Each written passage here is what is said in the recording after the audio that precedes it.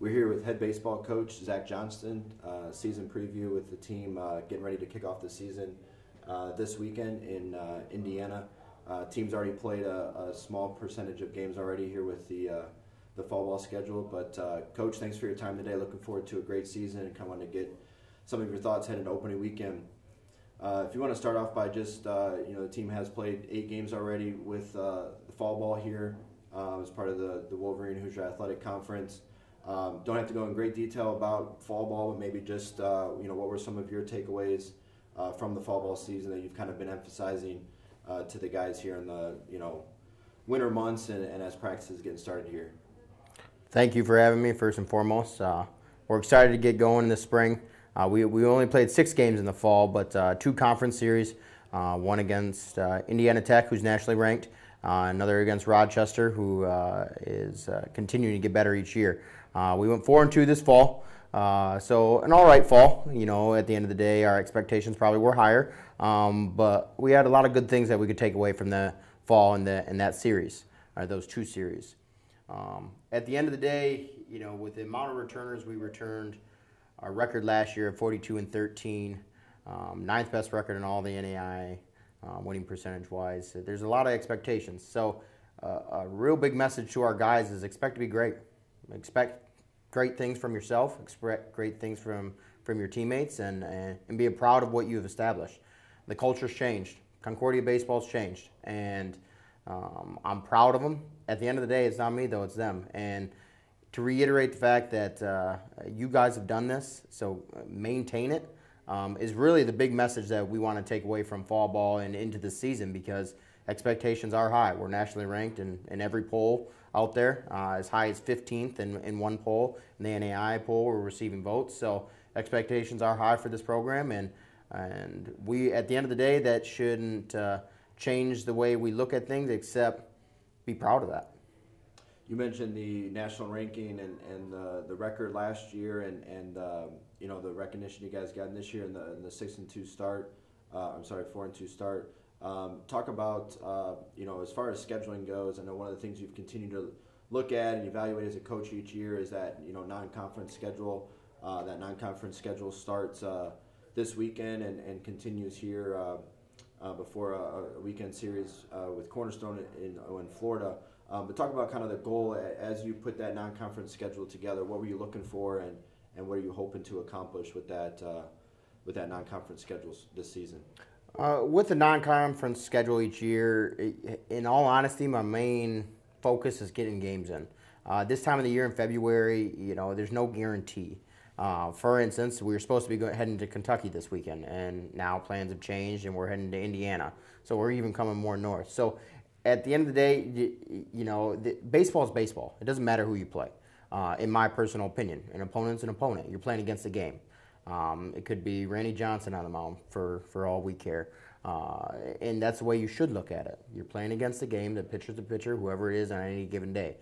Same thing, vice versa. A hitter's a hitter. If it's Miguel Cabrera at the plate, it's Miguel Cabrera at the plate. Your job is still to get outs. So to me, the non-conference schedule is really just about playing baseball, playing the game we love, getting back outdoors, because we've been indoors for a little while, and getting in the swing of things, having some fun. Looking at the WAC schedule and the opponents there, while yes, it's still baseball and it's still just an opponent. Obviously, when the WAC season comes along and around and you start seeing those teams on your schedule, gets the guys going a little bit. I'm sure Absolutely. It gets you going here as a player. You have quite the history of playing some of these teams and coaches. But just looking at the WAC and knowing the competitiveness, a lot of good teams, a lot of teams that'll be ranked. Obviously, what kind of give us your thoughts there on approaching that WAC schedule, and what are you hoping to look to accomplish that the preseason, non-conference schedule will kind of get you ready for and prepared for when that first conference team comes around? At the end of the day, conference games are more important for the sole fact of winning your conference could send you to the national tournament, no matter what your record is, if you win your conference. So, yes, conference games and plus the rivalry, you play those same teams every year. Your non-conference schedule is not always the same teams. Some years you play similar opponents and you recognize them, but conference doesn't change. So there's definitely a more intensified atmosphere against those conference opponents. Our conference is very deep. Anybody can beat anybody. Anybody could win this conference this year. That we do have 3 teams nationally ranked right now, but that could change as well. Our job is to take one game at a time. Our first opponent's Goshen. That's what we're focused on now. When we get to conference play, though, hopefully we'll be ready for whoever that opponent is. More than likely, as schedule has it right now, is Cornerstone, but Mother Nature has her own plans at times. So we'll see if it stays that way, but that will be our first conference opponent, and we'll be in Florida because we were supposed to play them in the fall. Things got changed because of Mother Nature, and that's where we're playing them now. So we're excited to get going. We're excited for conference play, but in all honesty, we're excited just to get on the field this weekend. Looking at the roster, doing a quick, kind of roster breakdown overview of the roster this year, I think one of the things that people will see is the amount of returners. A lot of people coming back, a lot of positional players, pitchers, just kind of all around. A lot of returners, and just in general, even starters, non-starters. Just a lot of guys that have played a lot of college baseball games, here at Concordia, and even with some transfers this year. Talk about what that means as a coach.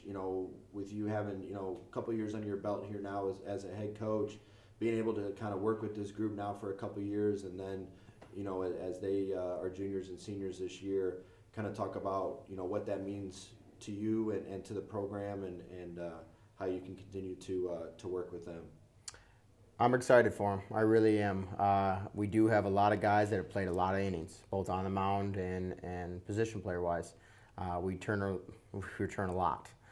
We honestly didn't lose much. Great guys, love those guys, miss them to this day. But we returned a lot, and we also brought in a lot of depth. We're a talented group, and we're on the upperclassmen side, which is another big reason why they're the rankings and the expectations are so high. For those guys and what they've established is, at first, my goal was to create this culture and get it to where I thought it was sustainable. And in all honesty, I look at the great teams out there, and there's a lot of teams that hate those teams, like the Patriots, for example. Like the Yankees, the Red Sox. And at the end of the day, a lot of it is because the winning atmosphere they've established. They're so good, they're hated. And that's what I want here. In all honesty, it may sound a little weird, but I want a culture that is established both on and off the field of expectations to be great. And these guys have done it. If my job, in all honesty, has kind of gotten easier because they've taken the reins. They know what their expectations are. They're expected to be great themselves. So I'm excited for them. I'm excited to see what the season entails for them. I think they'll earn everything that they're hoping for because of the philosophy and culture we've established. Playing Concordia baseball is our job every single day we step on that field. In all honesty, it's our job every single day at practice. Play Concordia baseball. Continue to follow our philosophy, and we believe in it. And it'll work. So I think that is the biggest thing I can take away from these guys. We return, like I said, we hit 300 as a team and returned 7 out of 8 starters. We had 88 stolen bases compared to our opponent's 27 stolen bases. So I mean, we return a lot of very, very good talent. But underneath all of that, I'm just excited for them to continue to establish what they've created, not myself. You mentioned culture, and have kind of alluded to that and emphasized that here a couple times now.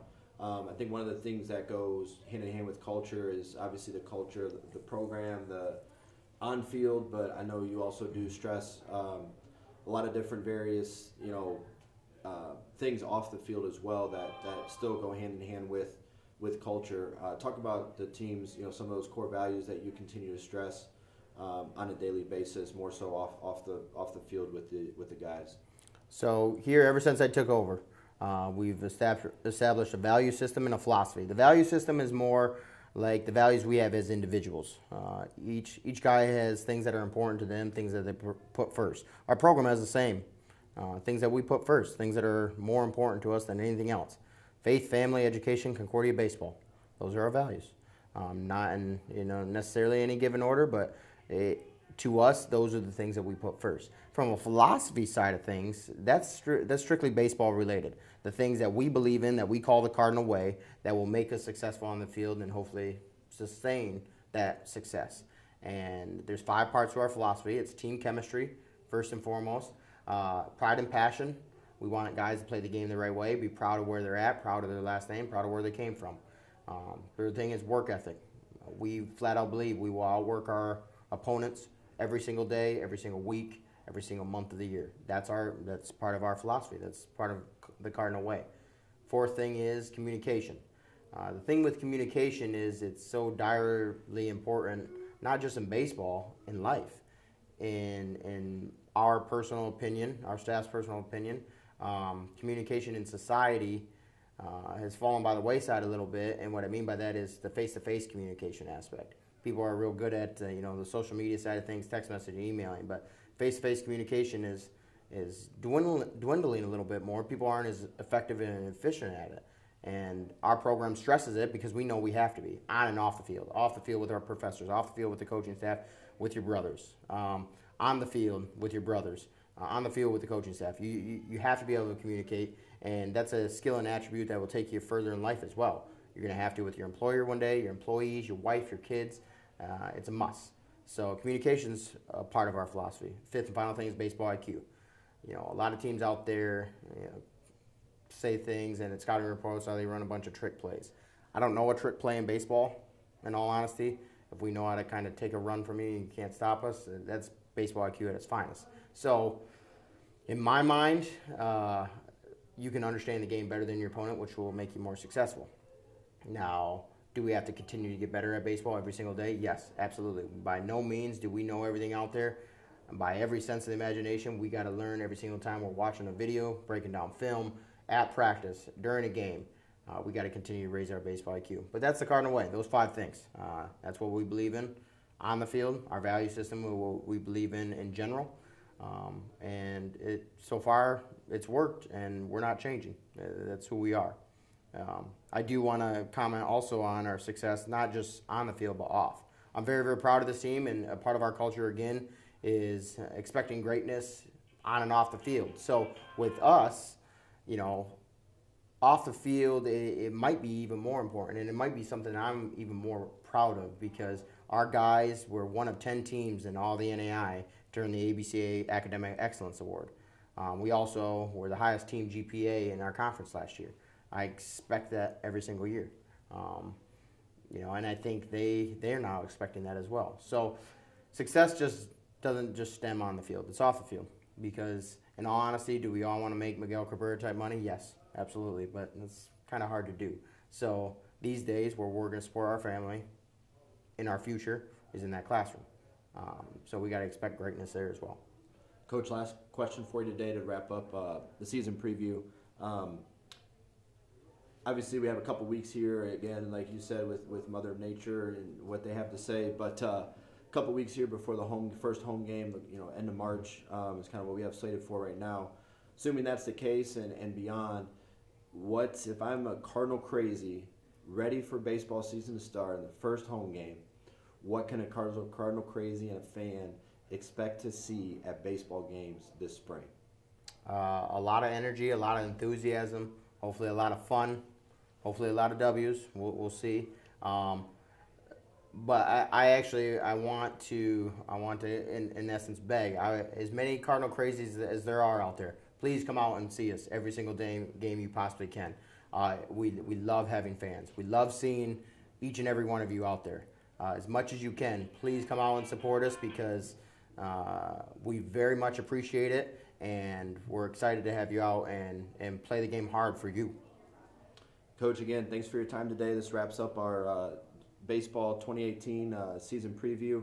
Again, the team will kick off the season this weekend in Indianapolis against a 4-game series here against Goshen.